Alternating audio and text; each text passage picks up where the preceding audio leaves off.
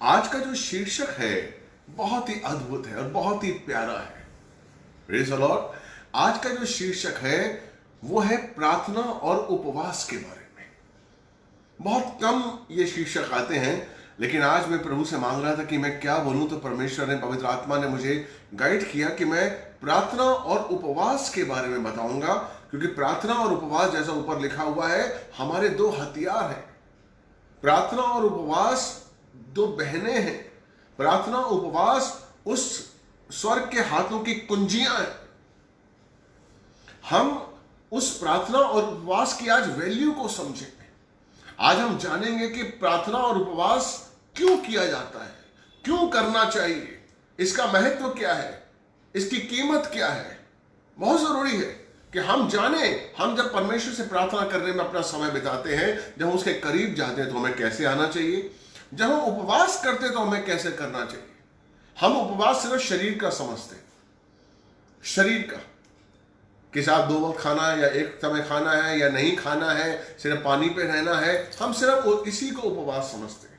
लेकिन बाइबल में बताया गया है कि उपवास मन का होता है। देखिए, प्रार्थना के द्वारा आप अपने मन की बात परमेश्वर तक पहुंचाते हैं, और उपवास के द्वारा आप अपने मन को कंट्रोल करते हैं।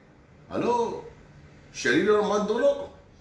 मैं दोबारा कहूंगा कि प्रार्थना के द्वारा आप अपने मन की बात परमेश्वर तक पहुंचाने की कोशिश करते हैं, और उपवास के द्वारा आप अपने मन को कंट्रोल करते हैं। क्योंकि परमेश्वर चाहता है कि आपके मन की स्थिति क्या है, आप उसे किस मन से, आपके मन में उसकी क्या स्थिति है, आपके मन में परमेश्वर क्या अहमियत रखता है। Praise the Lord. इसलिए वो कहता है कि जब तुम प्रार्थना करो तो मेरे करीब आओ। बाइबल कहती है, बाइबल में उपवास के बारे में बहुत कुछ बताया गया है, प्रार्थना के बारे में हमें बहुत कुछ बताया गया है।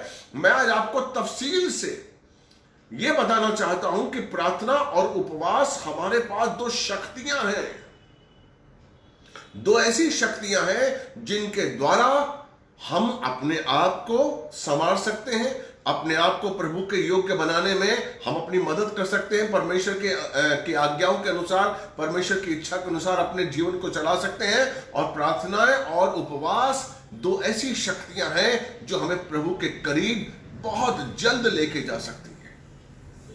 प्रार्थना और उपवास दो ऐसी शक्तियां हैं, दो ऐसे हथियार हैं जो शैतान के हर गढ़ों को नष्ट कर देते हैं। प्रार्थना और उपवास, प्रार्थना में बहुत शक्ति है मेरे भाई, बहुत शक्ति है। जब हम प्रार्थना करते हैं किसी के लिए, बाइबल में लिखा हो कि धर्मी इंसान जब प्रार्थना करता है तो अद्भुत परमेश्वर का आशीष बरसता है और परमेश्वर की अद्भुत कृपा होती है। तो प्रार्थना और उपवास, ये दो शब्द, ये दो चीजें, ये दो काम, ये दो अस्त्र शस्त्र हमारे जीवन में बहुत जरूरी हैं। अगर एक मसीह, आप मसीह जीवन को सही तरीके से जीना चाहते हैं तो मेरे भाई ये दोनों चीजें आपके जीवन में बहुत जरूरी है। अगर आपके जीवन में प्रार्थना है तो भी आप कमजोर हैं, और अगर आपके जीवन में प्रार्थना नहीं है, सिर्फ उपवास है, तो भी आप कमजोर हैं। तो आज हम जानते हैं कि उपवास और प्रार्थना में किस तरीके से परमेश्वर हमें मिलता है। Hallelujah, praise the lord, hallelujah. यशाया 58 का 4 और 5 मैं आपके सामने पढ़ूंगा। अगर कोई बहन हमारी लिख सकती है तो प्लीज लिखिए। हालेलुया। ध्यान से इस सब्जेक्ट को समझने की कोशिश करिएगा। कभी कभी हम इन सब्जेक्ट्स को नहीं समझते, कभी कभी हम इन सब्जेक्ट्स पर अपना ध्यान नहीं देते। हम प्रॉस्पेरिटी की बातों में अपना ध्यान देते हैं, कैसे हम परमेश्वर तक पहुंचेंगे, कौन से वचन हमें परमेश्वर के पास लेके जाएंगे, कौन सा आशीष परमेश्वर ने हमारे लिए रखा हुआ है, कौन सा प्रॉमिस जो है वो परमेश्वर का हमारे लिए है, कौन सी चेतावनी हमारे लिए है। तो हम ये इन बातों को ज्यादा अहमियत देते हैं। लेकिन आधार, एक मसीह जीवन का आधार प्रार्थना है, मसीह जीवन का आधार उपवास है, जिसे हमें समझना बहुत जरूरी है। अगर आपका जीवन प्रार्थनामय नहीं है, अगर आपका जीवन उपवासमय नहीं है, तो आप आजमाइश में आ सकते हैं। शैतान आपको आजमाइश में ला सकता है, आप परीक्षाओं में आ सकते हैं, आप पीछे जा सकते हैं। इसलिए बहुत जरूरी है कि हम प्रार्थना में और उपवास में अपने जीवन को गुजारें। अब कैसा उपवास परमेश्वर चाहता है ये जानते हैं। हालेलुया। यशाया 58 का 4 और 5। 4 मैं बिगनिंग से पढ़ूंगा, लेकिन बीच में से मैंने उस वचन को लिया है। सुनो, तुम्हारा उपवास लड़ाई झगड़े और दुष्टता में घूंसे मारने के लिए होता है। जैसा उपवास तुम आजकल रखते हो उससे तुम्हारी प्रार्थना ऊपर नहीं सुनाई देगी। जैसा उपवास आप रख रहे हैं, हालेलुया। हम सिर्फ उपवास नाम मात्र के लिए रखते हैं कि हमें उपवास रखना है। 40 दिन का उपवास, 20-21 दिन का उपवास, 5 दिन का उपवास, 11 दिन का उपवास, अच्छी बात है, बहुत अच्छी बात है, लेकिन हम उसमें कर क्या रहे हैं? उपवास में हम अपने आप को क्या कंट्रोल करें? सिर्फ अपनी भूख को कंट्रोल कर रहे हैं कि हम 2 टाइम खाना नहीं खाएंगे या 1 टाइम खाना नहीं खाएंगे या सिर्फ पानी पे रहेंगे? हाँ, उससे हमारा शरीर कंट्रोल होता है जरूर। हमारे मन में धीरज आता है, हमारे मन में संयम की भावना आती है, सहनशीलता आती है, बहुत कुछ है। लेकिन एक उपवास ऐसा भी है जो अपने मन के लिए होता है। आप उपवास वो करें जिससे आपका मन में नम्रता और दीनता आए। अगर आप लोगों ने, आप मेरे YouTube में जाएंगे, आप मेरी जो मिनिस्ट्री है अनिल कोचर मिनिस्ट्रीज के पेज को देखेंगे, YouTube में जाएंगे मेरा चैनल से आप देखेंगे, तो उसमें मैंने एक वीडियो डाला हुआ है कि क्या आप ईर्ष्या और लालच का उपवास करते हैं? क्या आप ईर्ष्या और लालच का उपवास करते हैं? यानी कि आप खाने का उपवास तो करते हैं, लिक्विड का उपवास तो करते हैं, लेकिन क्या आप ईर्ष्या और लालच का उपवास करते हैं? क्या मतलब, मैं आपको समझाता हूं। अगर आपके अंदर ईर्ष्या है, अगर आपके अंदर लालच है, किसी भी कोई बहन के अंदर लालच है कि किसी की ड्रेस देखकर आपको लालच आती है, किसी के गहने देखकर आपको लालच आती है, किसी की गाड़ी देखकर आपको लालच आती है, अगर आपके अंदर लालच की भावना आती है तो आप लालच का उपवास करिए कि 5 दिन मैं कोई भी, मेरे मन में जो भी लालच आएगी मैं उसको निकाल दूंगी या निकाल दूंगा। आपको क्रोध आता है, आप क्रोध का उपवास करिए कि 5 दिन, 21 दिन, 11 दिन, 40 दिन मैं क्रोध नहीं करूंगा। खाइए, सब कुछ खाइए, पूरा खाना खाइए, क्रोध नहीं करूंगा। चाहे मेरी बीवी कितना बोले, चाहे मेरा पति कुछ भी बोले, चाहे मेरे बच्चे कुछ भी बोले, चाहे क्रोध दिलाने वाला मेरा जो पड़ोसी है कुछ भी बोले, लेकिन मैं क्रोध नहीं करूंगा।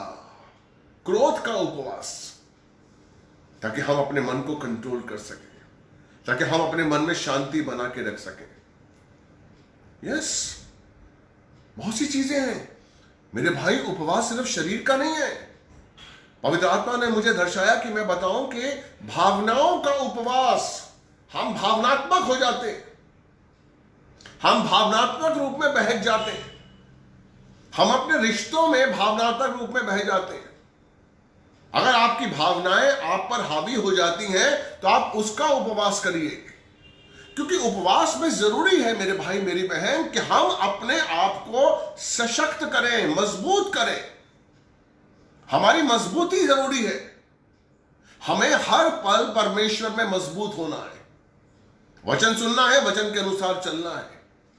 Praise God. परमेश्वर चाहता है कि मेरा बच्चा जिसे मैं प्यार करता हूं, जिसको मैंने छुड़ाया है, जिसको मैंने जिंदा किया है, जिसको मैंने नया बनाया, नई सृष्टि में लेकर आया हूं, वो बच्चा मुझे कैसे प्यार करता है? अपने मन से, शरीर से नहीं। आप हाथ उठाते हैं, दंडवत हो जाते हैं,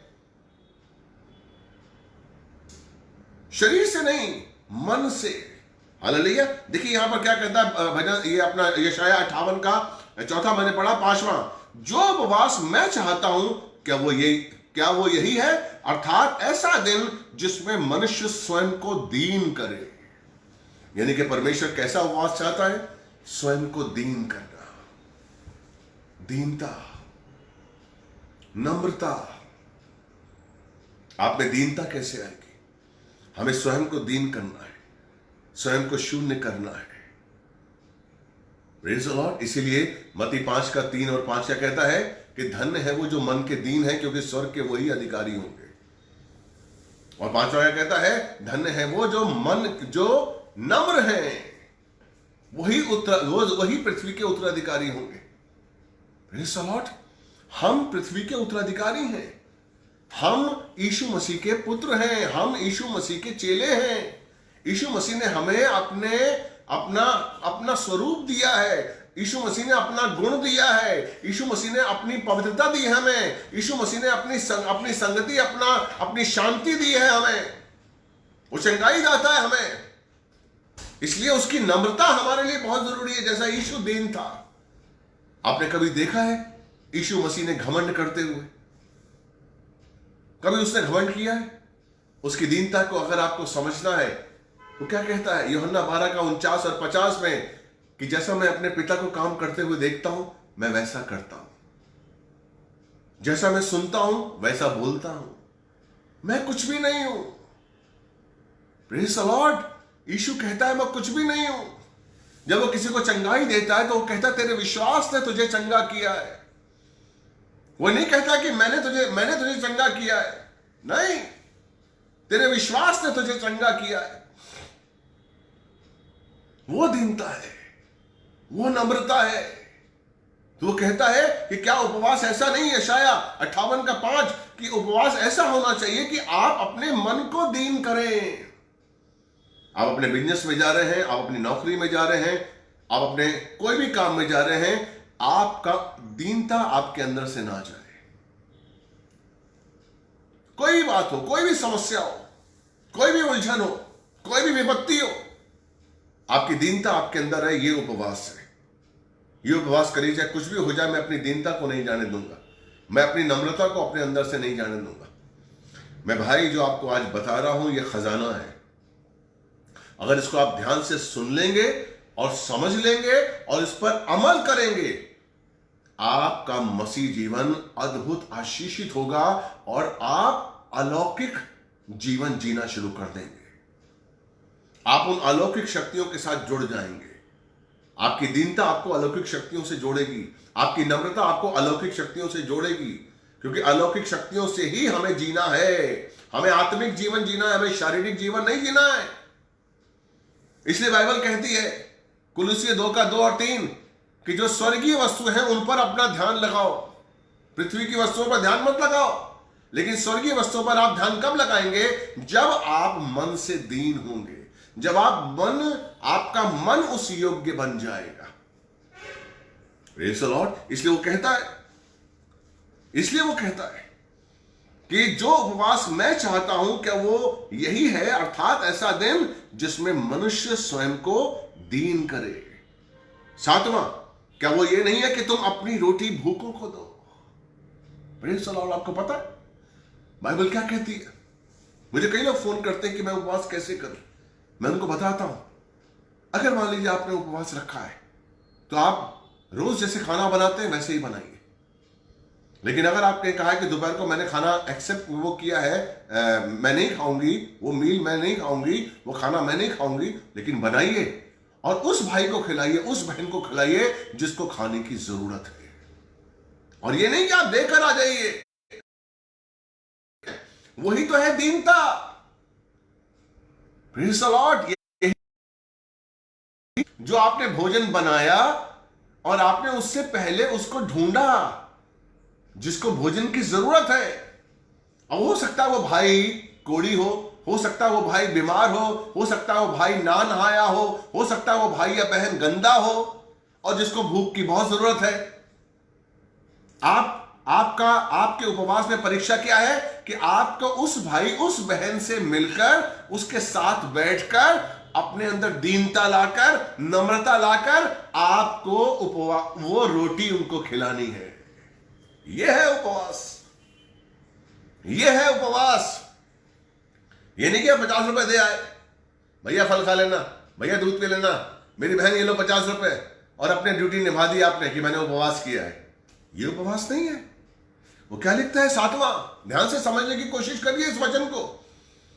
क्या वो ये नहीं है कि तुम अपनी रोटी भूखों में बांटो? वो है उपवास। अपनी भूख, अपना भूखा रहकर, अपने आप को भूखा रखकर दूसरे का पेट पालो। दिस इज कॉल्ड उपवास। This is called fasting.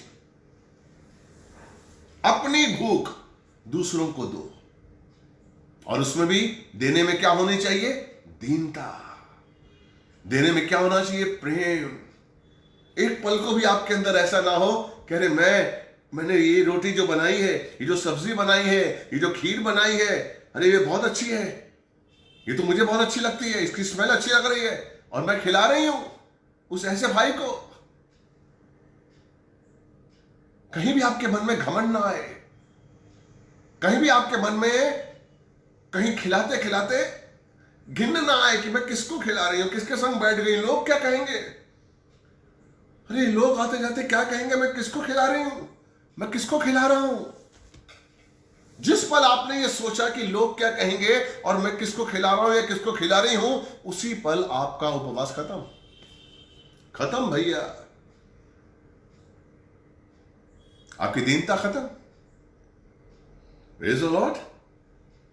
यीशु की दीनता को अपनाइए। कोढ़ी उसके पास आया कि तू चाहे तो मुझे चंगा कर दे।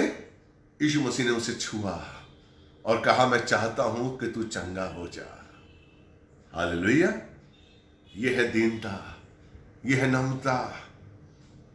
जब यूहन्ना बपतिस्मा वाले को मार डाला हेरोदेस ने, जब उसका सिर काट दिया और यीशु मसीह को पता लगा, यीशु मसीह एक निर्जन स्थान में गए, प्रार्थना करने लगे और उन्होंने देखा हजारों की भीड़ उनके सामने खड़ी और यीशु मसीह को तरस आया, तरस आया। आपका वो तरस नहीं जाना चाहिए। उपवास में जब आप किसी को भोजन दें तो आपके अंदर तरस होना चाहिए,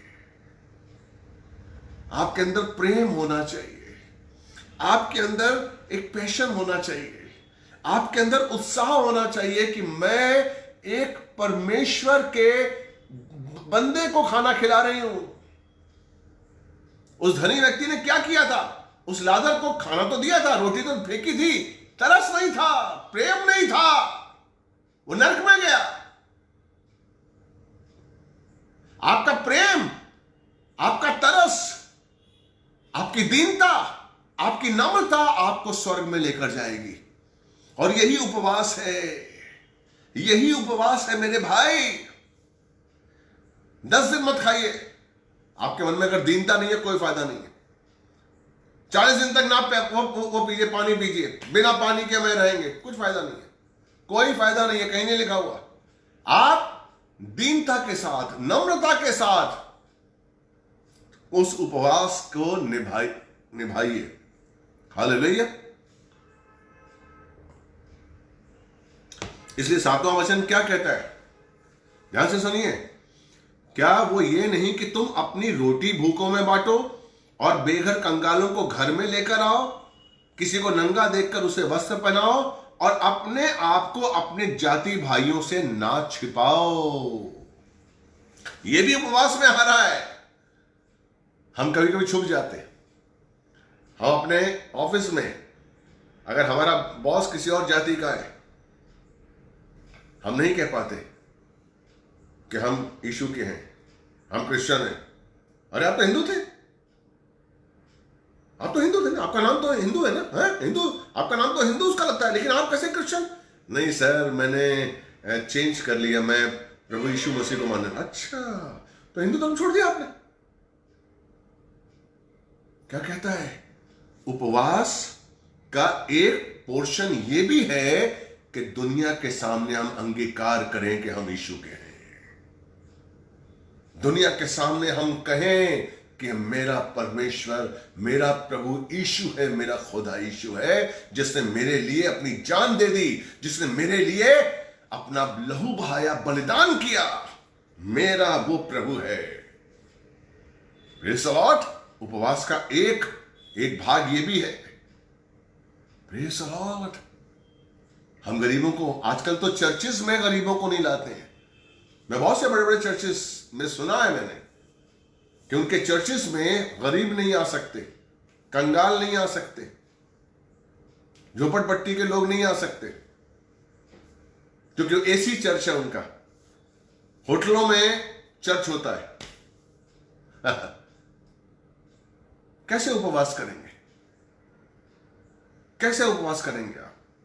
लिखा है बाइबल में कि कंगालों को अपने घर में लाओ।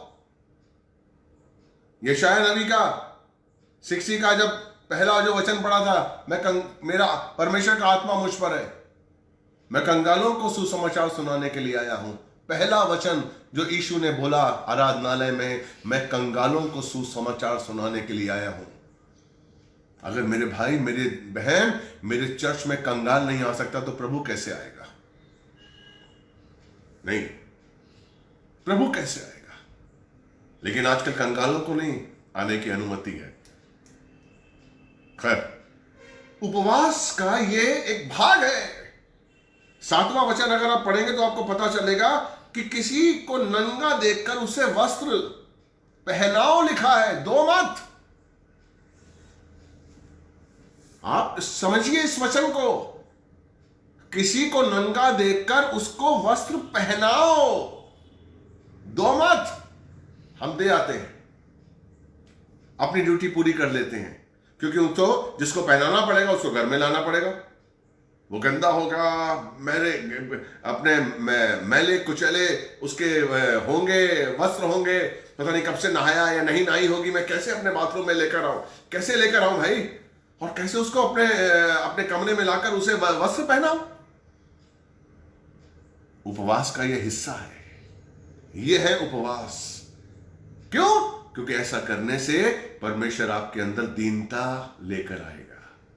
जब आप किसी कंगाल को अपने घर में लाएंगे और वस्त्र देंगे नहीं, वस्त्र पहनाएंगे, तब परमेश्वर आपके मन में दीनता लेकर आएगा, नम्रता लेकर आएगा, प्रेम लेकर आएगा, तरस लेकर आएगा, और आप अंदर ही अंदर हर पल सशक्त होते जाएंगे, मजबूत होते जाएंगे, हर दिन हर पल।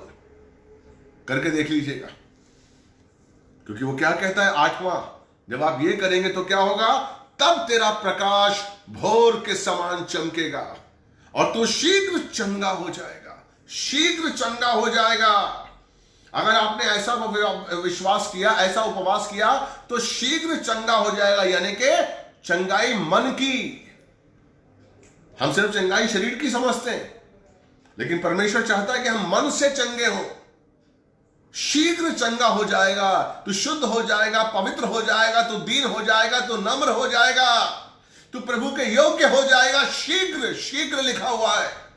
जिस वक्त हम इस तरीके का उपवास रखेंगे जो परमेश्वर चाहता, जो बाइबल कहती है कि कंगालों को घर में लाओ, उनको खाना खिलाओ, कंगालों को कपड़े पहनाओ, और अन्य जातियों में, जाति जाति के भाइयों में अंगीकार करो कि तुम यीशु के हो। डरो मत, शर्माओ मत, क्योंकि बाइबल कहती है तुम लज्जित होगे तो मैं भी लज्जित होऊंगा उस अंतिम दिन में परमेश्वर के सामने। Praise the lord, hallelujah. वो क्या कहता है? अगर तुम ऐसा काम करोगे तब तेरा प्रकाश भोर के समान चमकेगा, तू शीघ्र चंगा हो जाएगा, तेरी धार्मिकता तेरे आगे आगे और यहोवा का तेज तेरे पीछे पीछे चलेगा। Hallelujah, praise the Lord. अगर आपको आशीष मिल रहा है तो हालेलुया लिखिए, प्रेज़ द लॉर्ड लिखिए, आमीन लिखिए, क्योंकि मेरे भाई यही हम मसीहों का जीवन है कि हम अपनी धार्मिकता के साथ चलें और मेरा प्रभु मेरे पीछे पीछे हो। उसका हाथ, उसका आशीष, उसकी कृपा, उसकी ढाल मेरे पीछे हो, मेरे पीछे हो। वो मैं विश्वास करूं कि वो मेरे पीछे है। मुझे महसूस हो कि मेरा यीशु मेरे पीछे है, मेरा पिता मेरे पीछे है। हालेलुया, उसका तेज मेरे पीछे, उसका तेज, उसका अभिषेक, उसका सामर्थ मेरे पीछे पीछे। Hallelujah, hallelujah. यह है उपवास, और अंतिम दिनों में बहुत जरूरी है कि इस तरीके का उपवास हम निभाएं। Praise the Lord. और 13वां वचन में आपके लिए पढ़ना चाहूंगा, अद्भुत है। और क्या करना चाहिए उपवास में, आपको बताता हूं। 13वां, यदि तू सब्त के कारण अपना पैर रोके रहे, सब्त के कारण, प्रभु के दिन के कारण, चर्च के दिन के कारण, संडे के दिन के कारण, हालेलुया, अगर तू अपना पैर रोके रहे कहीं और जाने के लिए, किसी और काम में जाने के लिए, अर्थात मेरे पवित्र दिन में अपनी इच्छा पूरी ना करे। आमेन, हालेलुया, आमेन। उपवास में हमें अपनी इच्छा पूरी नहीं करनी है। उस सब्त के दिन अगर मैं अपना पैर रोके रहूं और अपनी इच्छा नहीं, प्रेज़ द लॉर्ड, हमारा जीवन क्या है? आपने कभी सोचा है कि परमेश्वर ने, यीशु ने, पिता परमेश्वर ने हमें अपने सत्यानाश के गड्ढे में से निकालकर, दलदल की कीचड़ में से निकालकर हमें उसने चट्टान पर खड़ा कर दिया। प्रेज़ द लॉर्ड, हमें अपना समानता, अपना स्वरूप दिया। उसने हमें अपनी आत्मा दी। किसके लिए? ताकि हम अपना जीवन जिए? नहीं। पहला कुरिन्थियों 6:19 बोलता है कि हम उसके मंदिर हैं, लेकिन हम अपने नहीं हैं। हम अपने नहीं हैं। हमें अपने लिए जीवन नहीं जीना है। आप कभी सोचिए भी मत, लेकिन आजकल ऐसा ही हो रहा है। हमारी मिनिस्ट्री, हम अपने लिए जी रहे हैं। मेरी मिनिस्ट्री, हालेलुया, दुख होता है।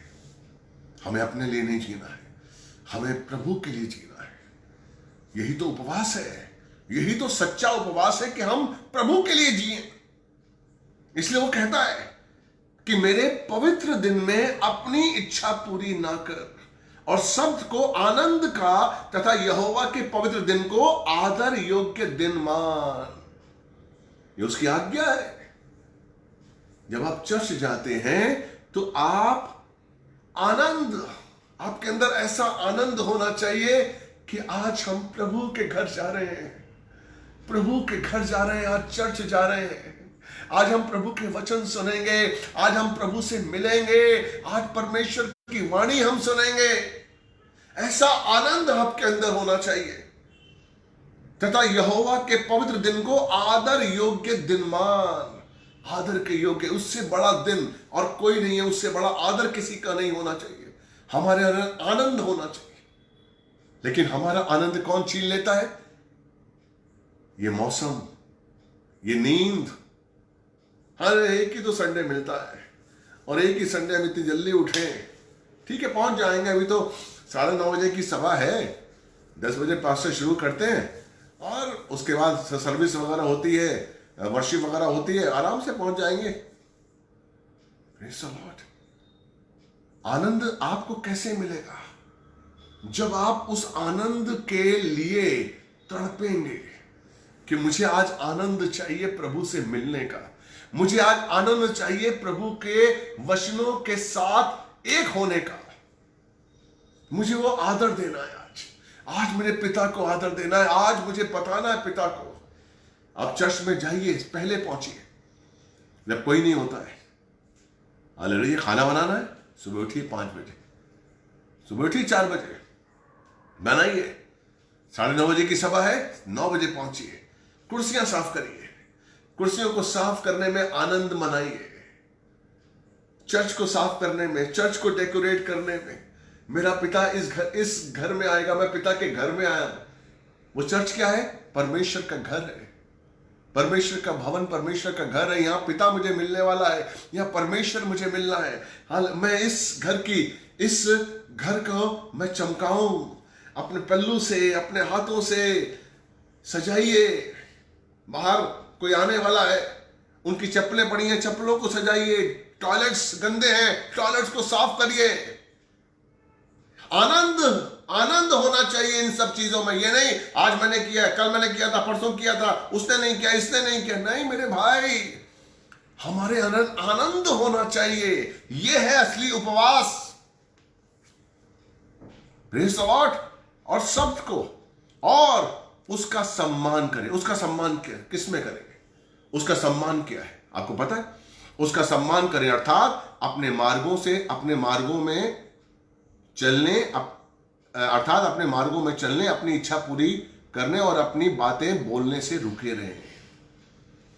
अपने मार्गों पे नहीं चलने से उसका मान होता है, अपनी बातें बोलने से उसका मान होता है, अपनी इच्छा पूरी ना करने से उसका मान होता है। हमें उसकी इच्छा पूरी करनी है। अरे उसने तो हमारी इच्छा पूरी की है और वो कर रहा है। Praise the lord. हालेलुया। ये है उपवास।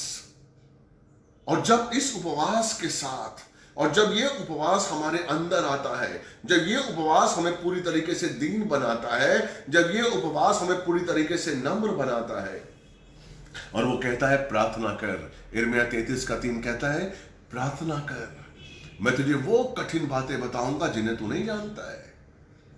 क्यों कहता है? तब जब हम अपने मन को दीन कर लेंगे, जब हमारा मन दीन हो जाएगा, जब हमारा मन नम्र हो जाएगा, तब हम जब प्रार्थना करेंगे ना तो प्रभु की वाणी को सुनेंगे। जब हम प्रार्थना करेंगे ना तो परमेश्वर को महसूस करेंगे। जब हम प्रार्थना करेंगे ना तो परमेश्वर के मन के बोझ को अपना बोझ बना लेंगे। तब आपको परमेश्वर का बोझ अपना बोझ लगेगा। तब आपको लगेगा कि नहीं, मुझे अपने लिए कुछ नहीं चाहिए, मुझे परमेश्वर के लिए जीना है, मुझे परमेश्वर की इच्छा पूरी करनी है, मुझे परमेश्वर को महिमा देनी है, मुझे परमेश्वर को आदर सत्कार देना है। Praise the Lord. इसीलिए उसने मिस्र से निकालकर जब इस्राएलियों को लेकर आया तो उसने कहा, व्यवस्था विवरण डिटोनॉमी 8:2-3 अगर हम पढ़ेंगे तो उस वचन में हमें जानने को मिलेगा कि क्यों वो लेकर आया। हालेलुया। फिर तू उस संपूर्ण मार्ग को स्मरण रखना, डिटोनॉमी 8:2 और व्यवस्था विवरण 8:2 और 3। फिर तू उस संपूर्ण मार्ग को स्मरण रखना जिस पर इन 40 वर्षों तक तेरा परमेश्वर यहोवा तुझे इस जंगल में से इसलिए लेकर आया कि वो तुझको नम्र करे तथा जांच कर ये जान ले कि तेरे मन में क्या है। क्यों जंगल में लेकर आया? क्यों जंगल में लेकर आया? क्यों वो परीक्षाओं में आपको लेकर जाता है? क्यों आपको अकेला करता है? Praise the Lord. ताकि वो जान सके कि आपके मन में क्या है, वो जान सके कि तेरे मन में क्या है और तू उसकी आज्ञाओं का पालन करेगा या नहीं। उस जंगल में इस्राएलियों को रखा, प्रेज़ द लॉर्ड, किसके लिए? ताकि वो जान सके कि इनके मन में क्या है, इनके मन से मिस्र निकला है कि नहीं निकला है, इनके मन में अभी भी मिस्र है कि नहीं है। वो आपके मन को देखना चाहता है कि आपके मन में अभी भी संसार है कि नहीं है, आपका कल अभी भी आपके अंदर है कि नहीं है। वो देखना चाहता है कि मैं मेरे बच्चे के अंदर कितना हूं, मैं मेरे बच्चे के अंदर कितना हूं। हालेलुया। वो देखना चाहता है। इसलिए वो कहता है कि तू स्मरण कर, याद कर उन रास्तों को जिन रास्तों से मैं तुझे लेकर आया है। कब आप दीन बनेंगे, कब आप नम्र बनेंगे? जब आप उसके कार्यों को याद रखेंगे। अगर मेरे भाई मेरी बहन आप परमेश्वर के कार्यों को याद रखेंगे ना, उससे बहुत फायदे हैं। नंबर 1, आप दीनता, आप उस परमेश्वर की दीनता आप में आएगी, नम्रता आप में आएगी और आप में कभी घमंड नहीं आएगा। अगर आप उनके कामों को जो उन्होंने आपके लिए किए हैं या आपके पूर्वजों के लिए किए हैं, यीशु के प्यार को अगर आप याद रखेंगे मेरे भाई मेरी बहन, आपके अंदर घमंड नहीं आएगा, आपके अंदर दीनता बनी रहेगी, नम्रता बनी रहेगी। इसलिए वो कहता है कि मैं तुझे इसलिए लेकर आया ताकि मैं तेरे मन को देखना चाहता हूं कि तेरे मन में क्या है, तू मेरी आज्ञाओं पे चलेगा या नहीं चलेगा। क्योंकि मैंने तुझे अपनी प्रजा कहा है, मैंने तुझे अपना बेटा कहा है, तू मेरे रास्ते पे चलेगा कि नहीं चलेगा, वो देखना चाहता है। मैं आपको सच बता रहा हूं मेरे भाई, परमेश्वर आपके मन को देखना चाहता है। इसलिए अपने मन को जांचिए, अपने मन को देखिए, आपका मन किस तरीके से प्यार करता है प्रभु को, आपका मन किस तरीके से प्यार करता है परमेश्वर को। हालेलुया। जिस दिन आप अपने मन में परमेश्वर के लिए प्यार जागृत होता हुआ देख लेंगे ना, मैं आपको बता रहा हूं, आपका जीवन बदल जाएगा, आपका जीवन बदल जाएगा ब्रदर। आप नहीं जानते, परमेश्वर के लिए प्रेम जिस दिन आया, परमेश्वर आपके अंदर आया, उसकी दीनता आपके अंदर आई, परमेश्वर का स्वरूप आया। उसकी नम्रता आपके अंदर आई, परमेश्वर का स्वरूप आया। Praise the lord, hallelujah. इसीलिए वो कहता है, इसलिए तीसरा वचन क्या कहता है? उसने तुझको दीन किया, तुझे भूखा होने दिया, तुझे ऐसे मन्ना से तृप्त किया जिसे ना तो तूने और ना तेरे पूर्वज जानते थे। तू जान ले कि मनुष्य केवल रोटी से ही जीवित नहीं रहता, परंतु प्रत्येक उस वचन से जीवित रहता है जो यहोवा के मुख से निकलता है। क्यों दीन किया उसने? क्यों भूखा रखा? क्योंकि आपको वो आत्मिक रोटी, वो स्वर्गीय मन्ना खिलाना चाहता है। क्यों प्रभु चाहता है कि आप उपवास में रहें? क्यों प्रभु चाहता है कि उपवास में आप दीन बने? उसके स्वरूप को अपने अंदर आने दे, उसका स्वरूप आप में आ जाए उपवास के द्वारा। फिर आप देखिए वो आपको कैसे यूज करता है। फिर आप उन अलौकिक शक्तियों को महसूस करेंगे। फिर आप उन अलौकिक जीवन को अपने जीवन के अंदर बहता हुआ पाएंगे। परमेश्वर ने हमें आत्मिक जीवन जीने के लिए दिया है। हमें आत्मिक जीवन जीना है तो हमें उपवास इसी तरह करना पड़ेगा। हम खाने के लिए उपवास करते हैं और अब बताते हैं सबको 40 दिन मैंने एक टाइम खाना खाया। घमंड नहीं मेरे भाई, आपका मन कहां है? आपकी दीनता आपके अंदर है कि नहीं है? इसलिए वो कहता है फिलिप्पियों 2:5, अगर हम पढ़ेंगे कि यीशु का स्वभाव तुम्हारे अंदर आए। किसका स्वभाव? यीशु मसीह का स्वभाव। निकालिए फिलिप्पियों की पत्री निकालिए 2:5। अपने में वही स्वभाव रखो जो मसीह यीशु में था। यही आपका उपवास है, यही हमारा उपवास है। अपने में वही स्वभाव रखो जो मसीह यीशु में था, जिसने परमेश्वर के स्वरूप में होते हुए भी परमेश्वर के समान होने को अपने अधिकार में रखने की वस्तु ना समझा। उसने अपने आप को ऐसा शून्य कर दिया कि दास का स्वरूप धारण कर मनुष्य की समानता में हो गया। उसने अपने आप को ऐसा शून्य कर दिया। किस बात से शून्य किया? कोई जवाब देगा मुझे? किस बात से हमने अपने आप को शून्य किया? क्योंकि हमारे अंदर पाप था, हमारे अंदर घमंड था, हमारे अंदर व्यभिचार था, हमारे अंदर क्रोध था, हमारे अंदर स्वार्थ था, हमारे अंदर लालच था। हमने पश्चाताप किया और परमेश्वर ने हमारे अंदर से परमेश्वर से प्रार्थना की और परमेश्वर ने हमें शुद्ध किया और इन सारी चीजों से हमें पवित्र किया और हमें शून्य किया। Praise the Lord. हम शून्य हुए इन सब चीजों से, स्वार्थ से, लालच से, व्यभिचार से, गलत बातों से, घमंड से, क्रोध से, पाप से हम शुद्ध हुए इन चीजों से। यीशु किस चीजों से शून्य हुआ? यीशु ने खुद को शून्य किस बातों से किया? कभी सोचा आपने? यीशु के अंदर शून्यता कैसे आई? अरे उसके अंदर घमंड था क्या? उसके अंदर लालच था कभी? उसके अंदर स्वार्थ था कभी? उसके अंदर गलत भावना थी कभी? नहीं। तो किस चीज से यह वचन बोल रहा है, पौलुस बोल रहा है यहां पर कि उसने खुद को, अपने आप को शून्य कर दिया। Praise the Lord. उसने अपने आप को ऐसा शून्य कर दिया कि दास का स्वरूप धारण कर मनुष्य की समानता में हो गया। किस बात से उसने अपने आप को शून्य किया? Praise the Lord. उसने अपने स्वर्गीय सामर्थ्य को अपने अंदर से निकाला। उसने उस अधिकार, जो स्वर्गीय अधिकार उसके पास था, उससे अपने आप को दूर किया और मनुष्य का रूप धारण कर लिया। उसने कभी कहा कि मैंने किया है। उसने कहा मैं कुछ भी नहीं हूं। उसने बहुत कुछ होते हुए कुछ नहीं बनकर अपने आप को शून्य किया। हेलो, दोबारा बोलूं। उसने बहुत कुछ होते हुए, सब कुछ होते हुए अपने आप को कुछ नहीं बनाया, शून्य किया।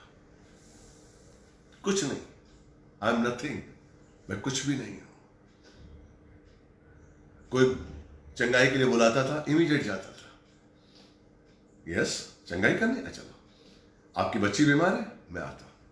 आपका बेटा बीमार है, अरे आपका नौकर बीमार है, मैं आता हूं ना आपके साथ। आजकल तो पास्टर पैसा मांगते हैं। आप फोन करिए, मेरी बच्ची बीमार है, कितना पैसा देंगे? हाथ रखने का पैसा लेते हैं आजकल तो भैया। हाथ रखता हूं 11,000, 20,000, 21,000 हाथ रखने के। और आप लोग बहुत धनी हैं आप लोग, देते भी हैं। Praise the Lord। यीशु ने ऐसा नहीं किया। यीशु मसीह ने उस दीनता को बना के रखा, हालेलुया, उस स्वरूप को बना के रखा, अपने आप को शून्य कर दिया। बिल्कुल, यीशु मसीह ने कभी भी अपने ईश्वरीय सामर्थ को यूज नहीं किया। इस 33.5 सालों में ईश्वरीय सामर्थ को यूज नहीं किया उसने ईश्वरीय सामर्थ से चंगाई नहीं की, पवित्र आत्मा के सामर्थ से चंगाई की। उसने शून्य कर दिया। वो राजाओं का राजा था, प्रभुओं का प्रभु, वो स्वर्ग का अधिकारी, शून्य कर दिया हमारे लिए और आपके लिए। Praise the Lord. इसलिए अपने आप को शून्य करिए। जब तक आप अपने आप को शून्य करेंगे मेरे भाई, तब तक आप उस आशीष को नहीं पा पाएंगे। इसलिए लिखा हुआ है याकूब की पत्री, अगर आप याकूब की पत्री देखेंगे तो उसमें लिखा हुआ है, याकूब की पत्री पहला 1:9 और 10, कि वरन दीन भाई अपने उच्च पद पर गर्व करे और धनी अपनी हीन दशा पर। दीन भाई अपने उच्च पद पर गर्व करे। अगर आप दीन हैं तो आपका पद ऊंचा है, क्योंकि दीन, धन्य है वो जो मन का दीन है, क्योंकि वो स्वर्ग का अधिकारी है। और जो धनी है वो अपनी हीन दशा पर। कैसे? क्योंकि आपका धन कभी भी जा सकता है। आपका धन आप लेकर स्वर्ग नहीं आ सकते, लेकिन मैं अपनी दीनता लेकर स्वर्ग आ सकता हूं। Praise the Lord. मेरे पास दीनता का आशीष है, नम्रता का आशीष है। आप उस आशीष में बहिए, उस आशीष को अपने अंदर लेकर आइए। इसलिए उपवास करिए तो अपने अंदर दीनता को लाइए, उपवास करिए तो अपने अंदर नम्रता को लेकर आइए।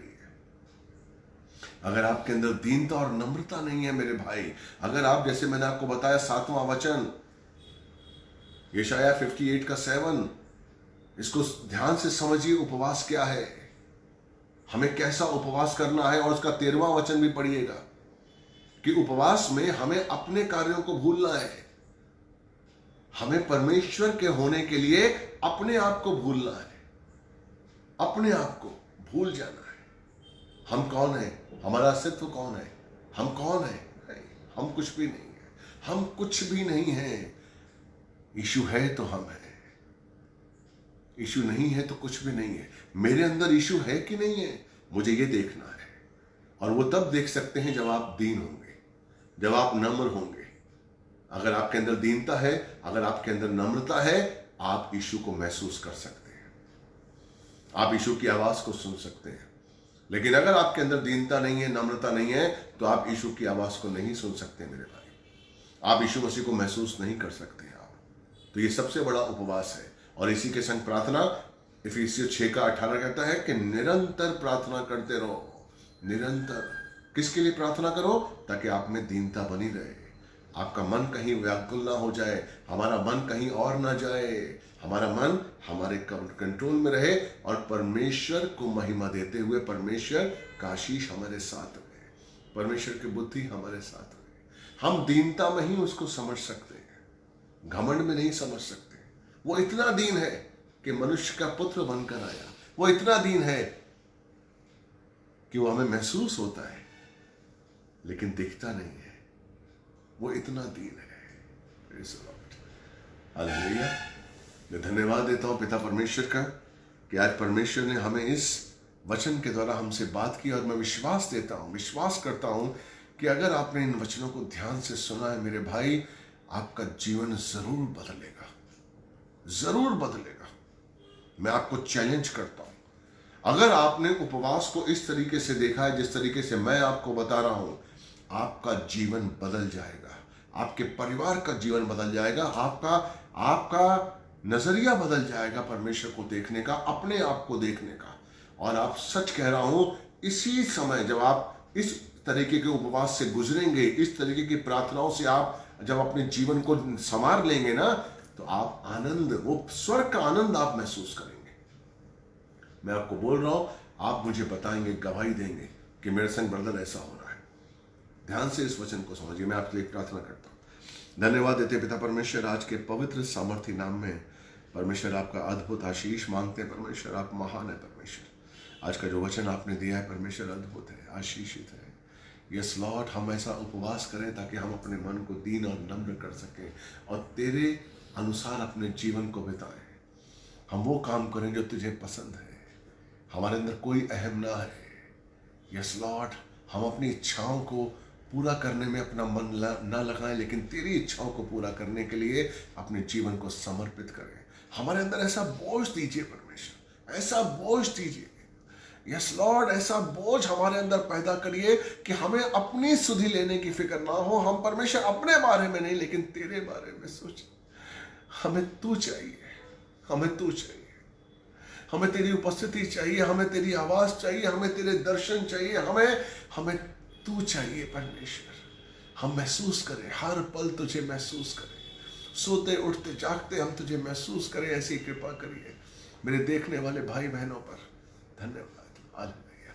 यीशु मसीह के पवित्र सामर्थ्य नाम से मांगता हूँ, धन्यवाद देता हूँ। प्रार्थना आपने सुनी और कबूल की है। मैं अगर आपको आशीष मिला है तो आप नीचे कमेंट बॉक्स में लिख सकते हैं कि we are blessed, you are blessed. अगर आप ब्लेस हुए हैं तो प्लीज़ कमेंट लिखिए और परमेश्वर आपको आशीष देगा। धन्यवाद एक बार फिर कि हम परमेश्वर आपके साथ हैं और परमेश्वर ने ये वचन दिए। Hallelujah, God bless you. मेरे पेज पर कल मैं आपको मिलूंगा 7 बजे। प्लीज़ आइएगा और ज़्यादा से ज़्यादा लोग जुड़िए। अनिल कोचर मेरा फेसबुक पर मेरा पेज है, अनिल कोचर। आप प्लीज़ कल जुड़ सकते हैं शाम को 7 से 8 और आशीष पा सकते हैं यूट्यूब में। परमेश्वर आपको आशीष देगा वचनों के द्वारा। God bless you. प्रार्थना में रहिए और प्रार्थना करते रहिए एक दूसरे के लिए और उपवास में बने रहिए। God bless you. प्रार्थना में बने रहिए। प्रभु आपसे बहुत प्यार करता है।